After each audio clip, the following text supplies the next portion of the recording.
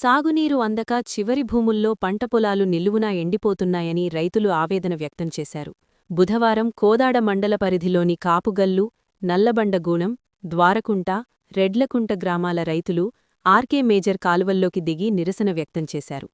ప్రస్తుతం 15 రోజులకొకసారి వంతులవారీగా నీరు విడుదల చేస్తున్నారని, అయితే ఆ నీరు చివరి ఆయకట్టు వరకు చేరడం లేదని వాపోయారు.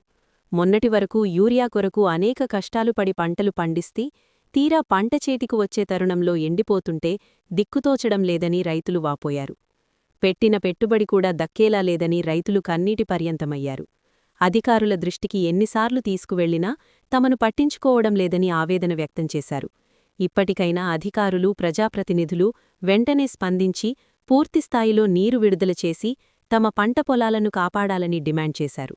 ఈ కార్యక్రమంలో 4 గ్రామాల రైతులు జాల శ్రీనివాస్, జాల వెంకన్న, గోపి, తిరపయ్య, ముత్తయ్య, మహేష్, కార్తీక్, సోమయ్య, నగేష్, రాంబాబు, శంకర్, నాగేశ్వరరావు, వేణు, భిక్షం తదితరులు పాల్గొన్నారు.